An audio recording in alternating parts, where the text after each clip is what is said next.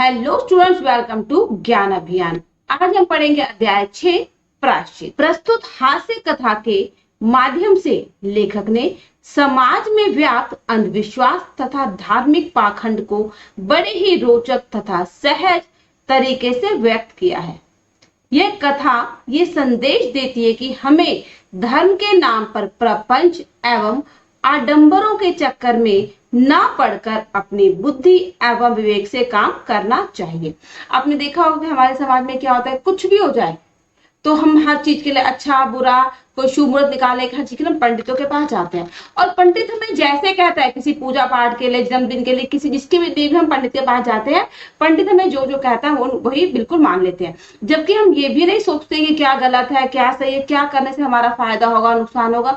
हम पंडितों या मौलवियों की बातों को ही मान लेते हैं। अगर कभी बिल्ली घर में किसी से प्रेम करती थी तो रामू की बहू से, अगर रामू की बहू किसी से घृणा करती थी तो कबरी बिल्ली से। रामू की बहू 2 महीना हुआ मायके से प्रथम बार ससुराल आई थी। पति की प्यारी और सास की दुलारी 14 वर्ष की बालिका भंडार घर की चाबी उसकी करधनी में लटकने लगी। नौकरों पर उसका हुक्म चलने लगा और रामू की बहू घर में सब कुछ सास ने माला ली और पूजा पाठ में मन लगा। अब यहाँ पर बताया कि जो कबरी बिल्ली है छोटी, और वो पूरे घर में सिर्फ से किससे प्यार करती थी, रामू की बहू से बहुत प्यार करती थी और रामू की बहू उससे उतनी ही नफरत करती थी। यानी एक जितना प्यार करता दूसरा उतनी ही नफरत करता था। तो जो रामू की बहू थी उसकी उम्र बहुत कम थी, 14 साल की थी और शादी के बाद वो जो पहली बार में ससुराल आई थी। अब ससुराल आते ही उनकी सास ने क्या किया, रामू की माँ ने घर का सारा काम काज, तिजोरी, भंडार घर की चाबी सब कुछ उसको दे दिया और खुद जो है पूजा पाठ में लग गई। लेकिन बहू ठहरी 14 वर्ष की बालिका। कभी भंडार घर खुला है तो कभी भंडार घर में बैठे बैठे सो गई। कबरी बिल्ली को मौका मिला, घी दूध पर जुट गई। रामू की बहू की जान आफत में और कबरी बिल्ली के छक्के पंजे। रामू की बहू हांडी में घी रखते रखते ऊंघ गई और बचा हुआ घी कबरी के पेट में। रामू की बहू दूध ढककर मिश्रानी को आवाज देने गई और दूध न दार। अगर यह बात यहीं रह जाती तो भी बुरा ना होता था। कबरी रामू की बहू से कुछ ऐसा परच गए कि रामू की बहू के लिए खाना पीना दुश्वार। रामू की बहू के कमरे में रबड़ी से भरी कटोरी पहुंची और रामू जब तक आए तब तक कटोरी साफ चटी गई। बाजार से मलाई आई और जब तक रामू की बहू ने पान लगाया मलाई गायब।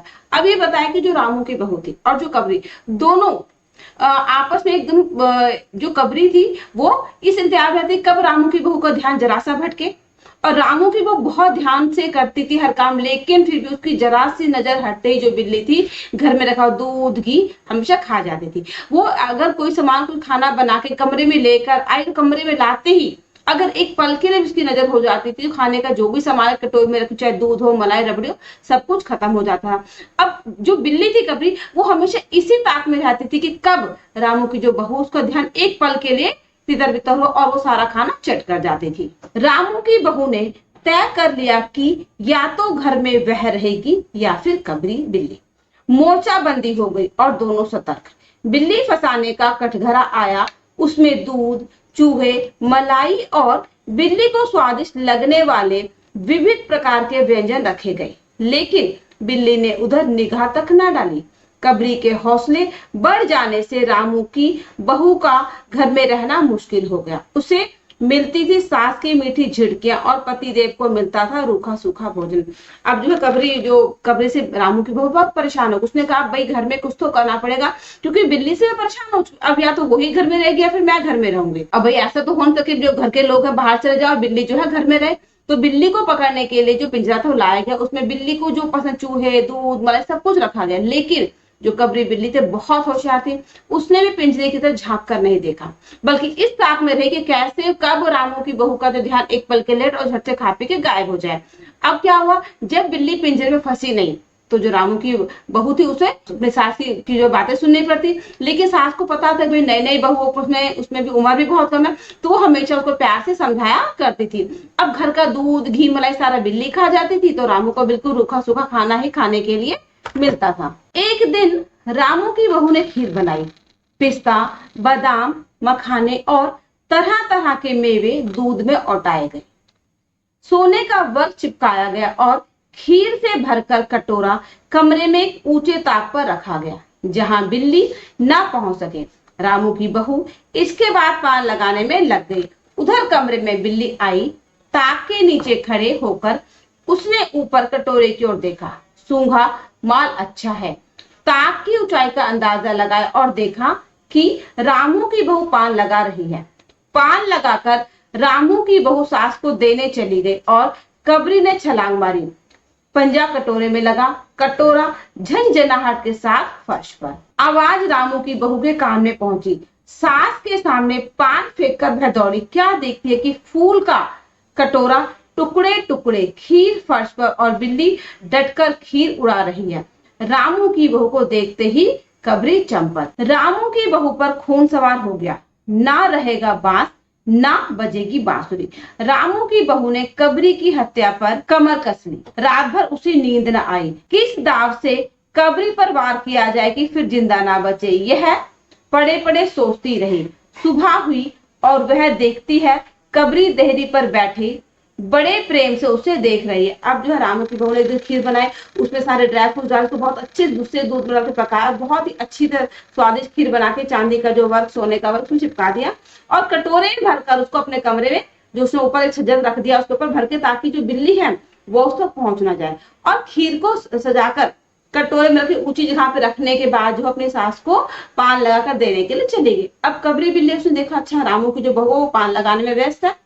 अब जैसे ही रामू की बहू पान लेकर गई अपने सास को देने के लिए, तो बिल्ली तो इस मौके में थी, कब उसको एकांत का मौका लगे। जैसे उसको कमरा खाली दिखा, उसने अंदाजा रखा इतनी खीर ऊपर है तो मैं जो है खीर को कूद कर पकड़ लूंगी, इसको कटोरे तक पहुंच जाऊंगी। और बिल्ली जोर से छलांग लगाई और छलांग लगाने के साथ जो खीर का कटोरा था वो नीचे गिर गया। अब क्या हुआ, जो खीर थी वो पूरे फैल गई, जो कटोरा था वो टूट गया और बिल्ली जो उसको आराम से खाने लगी। लेकिन जैसे कटोरे के गिरने की आवाज रामू की बहू ने सुनी, वो अपनी सास को पान देने के लिए जा रही थी। उसने झट से पान फेंका और दौड़ते हुए आ गई। अब उसने टूटा हुआ बर्तन, खीर फैली हुई फर्श के ऊपर और कबरी को खाते हुए देखा तो गुस्सा बहुत तेज बढ़ गया। लेकिन जैसे रामू की बहू आगे बढ़ी, बिल्ली जो है वहां से गायब हो गई। अब रामू की बहू एकदम परेशान हो गई कि बस कुछ भी करके इस बिल्ली को मारना ही है, क्योंकि जब तक ये मरेगी नहीं उसे चैन नहीं मिलेगा। अब वो रात भर यही सोचती रही, मैं क्या करूं, कैसे इस बिल्ली से पीछे छोड़ूं। सोचने उसकी पूरी जो रात खत्म हो गई। रामू की बहू ने कुछ सोचा, इसके बाद मुस्कुराती हुई वह उठी। कबरी वहां से खिसक गई। रामू की बहू एक कटोरा दूध दरवाजे की देहरी पर रखकर चली गई। साथ में पाटा लेकर दौड़ी तो देखती है कि बिल्ली दूध में जुटी है। मौका हाथ में आ गया। सारा बल लगाकर उसने पाटा बिल्ली पर पटक दिया। कबरी ना हिली, ना डुली, ना चीखी और ना चिल्लाई, बस एकदम उलट गई। अब क्या हुआ, जो एक दिन सुबह के समय जब रामू की बहू सो के उठी, उसने देखा बिल्ली जो है दरवाजे की दहरी पर, दरवाजे पे जो चौखट पे बैठी हुई है और उसको देख के मुस्कुरा रही है। तो कब जो रामू की बहू थी उसने कुछ नहीं कहा, बल्कि वो मुस्कुराई और जो कबरी बिल्ली थी वो वहां से चली गई। रामू की बहू चुपचाप एक कटोरे में दूध डाला और दूध को लाके दरवाजे पे दहरी के पास रख दिया। और एक बहुत बड़ा जो मजबूत पत्थर होता है जिससे हम मसाला वगैरह पीसते हैं, तो वो सिलबट्टे वाला पत्थर होकर पाटा लेकर आ गई और उसमें ताक में लेके कब बिल्ली उस दूध को पीने के लिए आएगी। अब दूध रखा था तो बिल्ली भला कैसे छोड़ दे। बिल्ली भी चुपचाप आए और उसने देखा आसपास कोई नहीं, बस दूध पीना शुरू कर दिया। अब जब रामू की बहू ने देखा कि बिल्ली बड़े ध्यान से एकदम मगन होकर दूध पी रही है, उसने पूरी ताकत लगा के जो पाटा था बहुत जोर से बिल्ली को दे के मार दिया। अब वो पाटा लगते ही जो बिल्ली थी बिना हिले डुले चीखे चिल्लाए वहां पर गिर गई और एकदम पड़ गई। तो सबको लगा कि बिल्ली तो मर गई, क्योंकि बिल्ली चिल्लाई नहीं। अब जब बिल्ली मर गई तो क्या हुआ, आवाज हुई तो मेहरी झाड़ू छोड़कर, मिश्रानी रसोई छोड़कर और साफ पूजा छोड़कर घटना स्थल पर उपस्थित हो गई। रामू की बहू सिर झुकाए अपराधिनी की बातें सुन रही थी। मेहरी बोली, अरे राम, बिल्ली तो मर गई, माझी बहू से बिल्ली की हत्या हो गई, यह तो बहुत बुरा हुआ। मिश्रानी बोली, हाँ ठीक कहती हो, अब जब तक बहू के सिर से हत्या का पाप ना उतर जाए तब तक ना कोई पानी पी सकता है ना खा सकता है। बहू यह क्या कर। अब क्या हुआ, जब रामू की बहू ने बिल्ली को मार तो दिया, बिल्ली वहां पे गिर गई, तो घर के बाकी सारे नौकर चाकर जो दौड़े भागे आवाज सुन के और देखने लगे क्या हो गया। अब सबने देखा कि बिल्ली तो मर गई है, तो उसने जो महरी थी, जो नौकरानी, उसने क्या कहा, भाई बिल्ली तो जो मर गई है और अब क्या होगा, क्योंकि बिल्ली को मारना जो तो अपशगुन होता है, बिल्ली को घर से मार दिया, तो जब तक बिल्ली को मारने का जो अपराध है उसका प्रायश्चित नहीं होगा, घर में कोई भी व्यक्ति ना खाना खाएगा और ना ही कोई पानी पिएगा। महरी ने कहा, कहो तो पंडित जी को बुला लाऊं, सास की जान में जान आई। अरे हाँ, जल्दी पंडित जी को बुला ला। बिल्ली की हत्या की खबर बिजली की तरह पड़ोस में फैल गई। पड़ोस की औरतों का रामू के घर तांता बंध गया। चारों तरफ से प्रश्नों की बौछार और रामू की बहू सिर झुकाए बैठी रही। पंडित परम सुख को जब यह खबर मिली, उस समय वे पूजा कर रहे थे। खबर पाते ही उठ खड़े हुए, पंडिताइन से मुस्कुराते हुए बोले, भोजन ना बनाना, लाला घासी राम की पतहू ने बिल्ली मार डाली है, प्रायश्चित होगा, पकवानों पर हाथ लगेगा। पंडित परम सुख चौबे छोटे से मोटे से आदमी थे। लंबाई 4 फुट 10 इंच और तोंद का घेरा लगभग 58 इंच। चेहरा गोलमटोल, रंग गोरा, चोटी कमर तक पहुंची हुई। कहा जाता है कि जब पंसेरी खुराक वाले पंडितों को ढूंढा जाता था तो पंडित परम सुख जी को लिस्ट में प्रथम स्थान दिया जाता था। पंडित परम सुख पहुंचे और कोरम पूरा हुआ। पंचायत बैठी। सास जी, मिश्रानी, किस्नू की माँ, छिन्नू की दादी और पंडित परम सुख। किस्नू की माँ ने कहा, पंडित जी, बिल्ली की हत्या करने से कौन सा नरक मिलता है? अब क्या हुआ, जो उनकी नौकरानी, उसने कहा कि भाई पंडित जी को बुला रहे हैं, क्योंकि पंडित जी हैं जो इस जो अपराध हो गया है उसको कैसे सुधार सकते हैं, कैसे उसको प्रायश्चित कर सकते हैं, तो पंडित जी बताएंगे। तो सास की थोड़ी सी हिम्मत आई कि चलो भाई पंडित को बुला के लाओ, लेकिन जल्दी बुला के लाओ ताकि जो मुसीबत आने पड़ी इसका निपटारा किया जा सके। अब बिल्ली जो मरी, पूरे गाँव में खबर फैल गई। अब बिल्ली के मरने की खबर जब पंडित जी को मिली तो पंडित जी क्या कर, उसमें पूजा कर रहे थे, और जैसे उन्हें पता चला कि भाई जो है रामू की बहू ने बिल्ली को मार दे, खुश हो गए और अपनी पत्नी से क्या बोले कि भाई आज तो तुम खाना मत बनाना, क्योंकि जो रामू की बहू है उसने बिल्ली को मार दिया। अब बिल्ली को मार दिया तो क्या होगा, प्रायश्चित होगा, और प्रायश्चित करने के लिए ढेरों पकवान बनेंगे, और इसका मतलब ये कि पकवानों पर हाथ लगा नहीं। तो पंडित जी ने अपनी पत्नी से कहा, भाई आज घर में खाना मत बनाना, क्योंकि अब तो मुझे प्रायश्चित करवाने के लिए जाना, वहां पे जो ढेरों पकवान बनेंगे, अपने घर में पकवान बनाने की कोई जरूरत नहीं, क्योंकि सारा खाना वहीं से आएगा। अब पंडित जी वहां पहुंच गए रामू के घर। वहां जाके देखा तो पंडित जी जो है बैठे हुए। पंडित जी का जो शरीर था बहुत ही छोटे हाइट के थे, बहुत कम उनके हाइट थे, लेकिन मोटे से थे, और उनका जो पेट का जो घेरा था, तोंद थी, बहुत ही बड़ी थी, 58 इंच था ना चेहरा, गोलमोल था, उनकी चोटी थी, कमर तक पहुंची हुई थी, गोलमटोल थे। और जब ये कहा जाता है कि जब सबसे अधिक खाने वाली बात आती थी ना, तो सबसे पहला जो नाम था वो पंडित जी का याद था। अब पंडित जी जब वहां पहुंचे तो पूरे घर में जो शांति सी हो गई, कितना जो टेंशन हो रखा वो कैसे। अब पंचायत बैठी, उस पंचायत में उसकी सास, उनके मिश्रानी, किस्नू की माँ, छिन्नू की दादी और पंडित परम सुख पहुंच गए। अब वहां पे जो पूछा गया कि पंडित जी, जो बिल्ली की हत्या हो गई है उसको मारने से कौन सा नरक मिलता है? पंडित परम सुख ने पन्ना देखते हुए कहा, बिल्ली की हत्या अकेले से तो नरक का नाम नहीं बताया जा सकता, वह मुहूर्त भी मालूम हो जब हत्या हुई, तब नरक का पता लग सकता है। यही कोई 7 बजे सुबह, मिश्रानी ने कहा। पंडित जी ने पन्ने उल्टे, अक्षरों पर उंगलियां चलाई, मत्थे पर हाथ लगा और गंभीर स्वर में बोले, हरे कृष्णा, बड़ा बुरा हुआ। प्रातःकाल ब्रह्म मुहूर्त में बिल्ली की हत्या, घोर कुंभीपाक नरक का विधान है। रामू की माँ, बड़ा बुरा हुआ। रामू की माँ की आंखों में आंसू आ गए। तो फिर पंडित जी, अब क्या होगा, आप ही बतलाएं। अब क्या हुआ, जब पंडित से पूछा गया कि बिल्ली को मारने के बाद जो कौन सा नरक मिलता है, तो पंडित जी ने क्या कहा कि भाई ऐसे क्या पता कि कौन सा नरक मिलेगा, पहले हमें ये बताओ कि बिल्ली जो मरी किस समय हुआ, इसका मुहूर्त बताओ, और जब मुहूर्त का सही पता चलेगा तभी इस बात का पता चल पाएगा कि भाई कौन सा मुहूर्त बिल्ली जो मरी है उसको कौन सा नरक मिलेगा। अब मिश्रानी ने कहा कि जो घर की नौकरानी थी कि भाई सुबह के समय 7 बजे। तो पंडित जी ने अपना पोथी पत्रा खोलना शुरू किया, कुछ अपनी उंगलियों पे गिनना से शुरू किया, और ये कहा कि भाई सुबह यानी ब्रह्म मुहूर्त में बिल्ली को मार दिए, तो बहुत ही बुरा किया है, घोर अन्याय कर दिया, घोर पाप कर दिया, और इसके बदले अब जो कुंभी पाप और नरक है वो मिलेगा। तो रामू की माँ परेशान होकर उसने पूछा रोते हुए कि अब क्या उपाय है, अब क्या होगा, अब आप ही बताओ। पंडित परम सुख मुस्काए, रामू की माँ, चिंता की कौन सी बात है, हम पुरोहित फिर कौन दिन के लिए हैं, शास्त्र में प्रायश्चित का विधान है, सो प्रायश्चित से सब कुछ ठीक हो जाएगा। रामू की माँ ने कहा, पंडित जी इसीलिए तो आपको बुलाया है। अब आगे बतलाएं कि क्या किया जाए। क्या किया जाए? यही एक सोने की बिल्ली बनवाकर बहू से दान करवा दी जाए। जब तक बिल्ली ना दे दी जाएगी घर अपवित्र रहेगा। इसके बाद 21 दिन पाठ हो जाए। रामू की मां ने कहा, तो पंडित जी कितने तौले की बिल्ली बनवाए जाए? अब पंडित जी ने जो है बताना शुरू किया, भाई बहुत गलत कर दिया सुभाग के, इसने बिल्ली को मार दिया और ये तो जो बहुत ही गलत हुआ। और बिल्ली को मारने के कारण जो कुंभी पाक नरक है वो आपको मिलेगा। तो रामू की बात रोने लगे। उसने फिर से पूछा कि अब क्या होगा? पंडित जी ने समझा कि भाई कुछ नहीं, तुम्हारा जो प्राश्चित हो जाएगा, क्योंकि हम पंडित लोग हैं और हमारा काम ही है प्राश्चित करवाना, तो आपको परेशान होने की जरूरत नहीं। लेकिन बिल्ली को मार दिया जाए तो आपका जो घर है वो अपवित्र है। और ये पवित्र तब होगा जब आप एक सोने की बिल्ली बनवाकर बहू के हाथों दान करवा देंगे। और दान के साथ साथ 21 दिनों तक लगातार घर में पूजा पाठ किया जाएगा। रामू की माँ ने कहा, तो पंडित जी कितने तौले की बिल्ली बनवाई जाए? पंडित परमसुख मुस्काए, अपनी तोंद पर हाथ फेरते हुए बोले, रामू की माँ शास्त्रों में तो लिखा है कि बिल्ली के वजन भर की सोने की बिल्ली बनवाई जाए, लेकिन अब कलयुग आ गया है, धर्म कर्म का नाश हो गया है, श्रद्धा नहीं रही। सो रामू की माँ कम से कम 21 तोले की बिल्ली बनवा के दान कर दो और आगे तो अपनी अपनी श्रद्धा।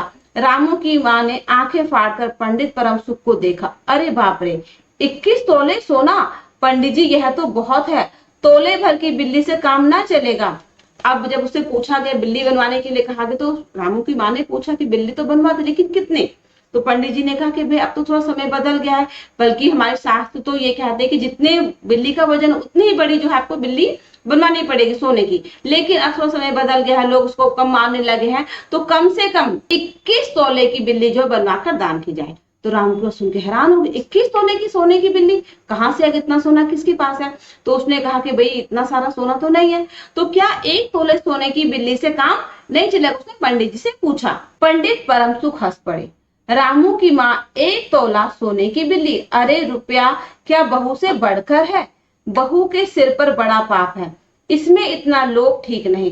तोल मोल शुरू हुआ, मामला 11 तोले की बिल्ली पर ठीक हो गया।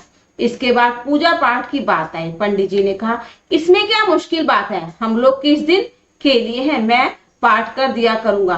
पूजा की सामग्री आप हमारे घर भिजवा देना। पूजा का सामान कितना लगेगा? अरे कम से कम सामान में हम पूजा कर देंगे।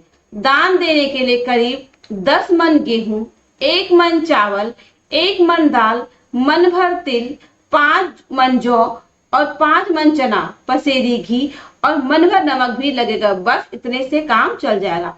अब पंडित जी ने कहा कि भाई 21 तोले की बिल्ली बनवाने के लिए, तो रामू की माँ ने कहा कि इतना तो सोना नहीं है। तो बातचीत करते करते किसी भी तरीके से फाइनल हो गया कि 21 तोले की नहीं, लेकिन 11 तोले की बिल्ली जो कम से कम बनवाकर बहू के हाथ से दान करवानी होगी। फिर बात आई पूजा पाठ की। तो उसने पूछा, भाई पूजा पाठ तो करना ही पड़ेगा, क्योंकि बिना पूजा पाठ के तो शुद्धिकरण हो ही नहीं सकता। अब पूजा पाठ तो पंडित जी ने कहा मैं खुद कर दूंगा, और जो पूजा का सारा सामान है वो आप हमारे घर भेजा दो। अब पूजा पाठ में इतना सा सामान मांगे, भाई कम से कम 10 मन गेहूं, 1 मन चावल, दाल, तिल, जौ, चना और 1 पसेरी घी, बहुत सारा उसमें अनाज जो मांग लिया। और ये कहा कि सारा काम जो है, जो वजन है इतना तक होना चाहिए, 1 मन, 5 मन, और सारा का सारा अनाज जो हमारे घर पहुंचा दो, और मैं इसमें जो है पूजा कर दूंगा। अरे बाप रे, इतना सामान? पंडित जी इसमें तो 150 रुपया खर्च हो जाता। रामू की माँ ने रुआसी होकर कहा, फिर इतने से कम में तो काम ना चलेगा, बिल्ली की हत्या बहुत बड़ा पाप है। रामू की माँ, खर्च को देखते वक्त पहले बहू के पाप को देख लो, यह तो प्रायश्चित है, कोई हंसी खेल थोड़े ही। और जैसी जिसकी मर्यादा प्रायश्चित में, उसे वैसा खर्च भी करना पड़ता है। आप लोग कोई ऐसे वैसे थोड़े हैं। अरे 150 रुपए आप लोगों के हाथ का मैल है। पंडित परमसुख की बात से पंच प्रभावित हुए। किस्नू की मां ने कहा, पंडित जी ठीक तो कहते हैं, बिल्ली की हत्या कोई ऐसा वैसा पाप तो है नहीं, बड़े पाप के लिए खर्च भी बड़ा चाहिए। चन्नू की दादी ने कहा, और नहीं तो क्या, दान पुण्य से ही पाप करते हैं, दान पुण्य में किफायत ठीक नहीं। मिश्रानी ने कहा, और फिर माँ जी आप लोग बड़े आदमी ठहरे, इतना खर्च कौन सा आप लोगों को अखरेगा। रामू की माँ ने चारों ओर देखा, सभी पंच पंडित जी के साथ। पंडित जी ने कहा, रामू की माँ, एक तरफ तो बहू के लिए कुंभी पाक न रखे, दूसरी तरफ तुम्हारे जिम्मे थोड़ा सा खर्च है, सो उससे मुंह ना मोड़ो।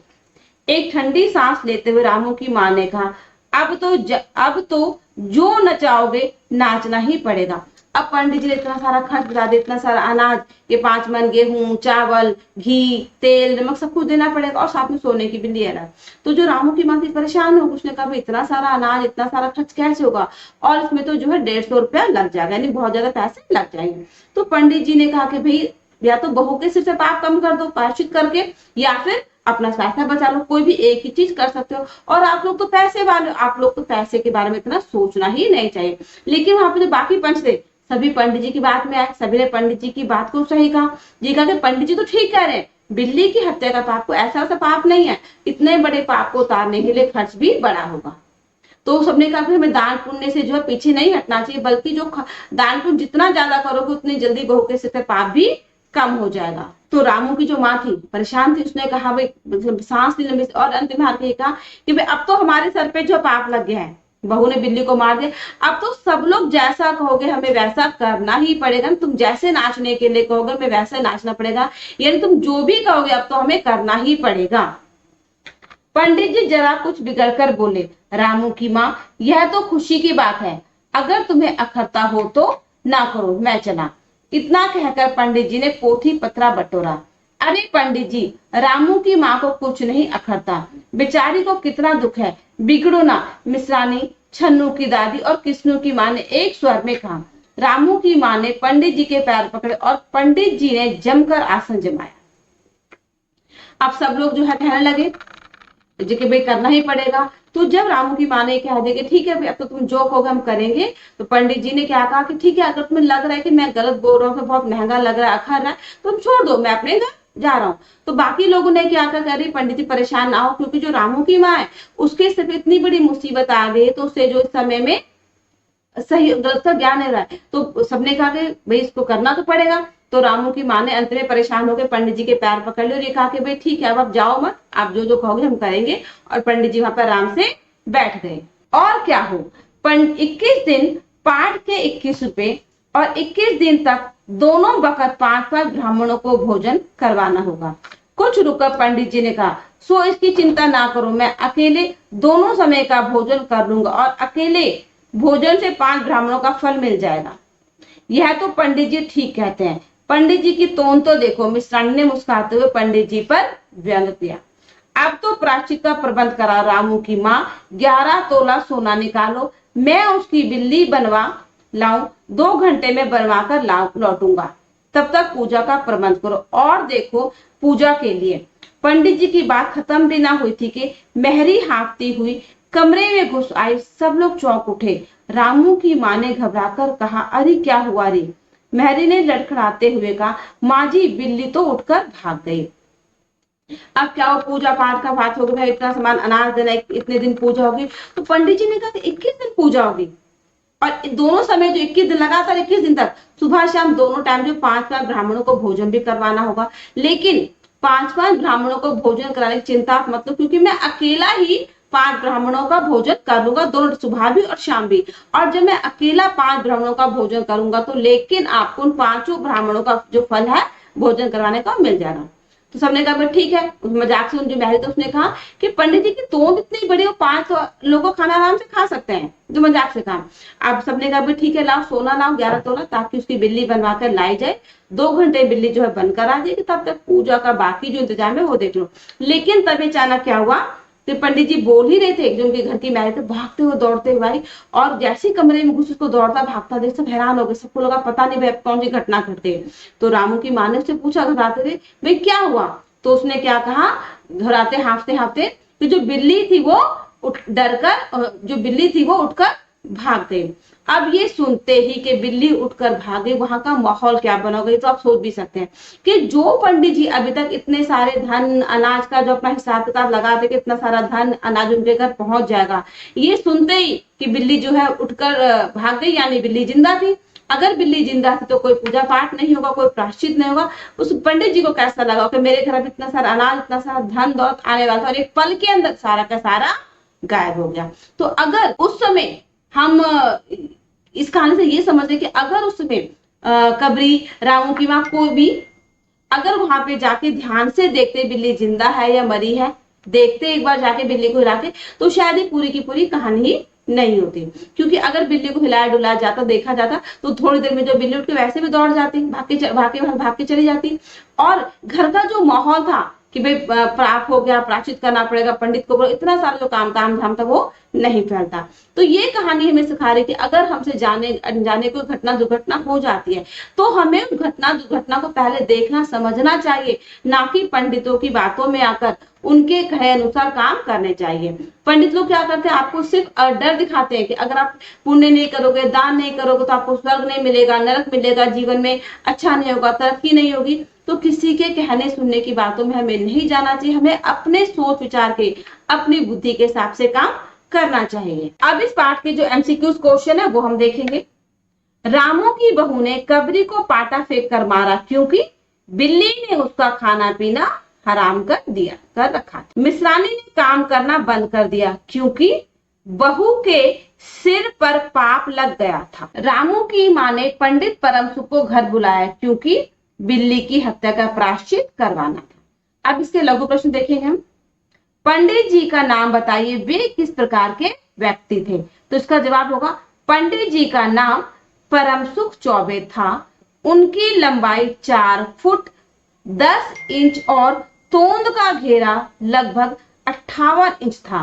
चेहरा गोल मटोल, रंग गोरा तथा छोटी कमर तक पहुंची हुई थी। इसका दूसरा प्रश्न, यदि बिल्ली पंडिताइन से मरती तो पंडित जी क्या करते? बिल्कुल सही क्वेश्चन है कि अगर बिल्ली जो है पंडिताइन से मर जाती तो पंडित जी क्या करते? क्या सोने की बिल्ली बनवाकर दान करते, उतना सारा 21 दिन तक पाठ करते, लोगों को भोजन कराते, या क्या करते?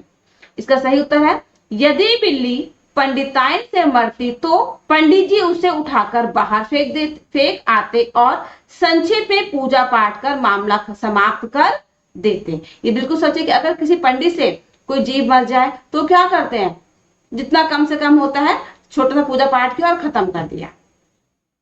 तीसरा प्रश्न, रामू की बहू के सिर पर कब खून सवार हो गया? इसका उत्तर है, रामू की बहू के सिर पर खून सवार हो गया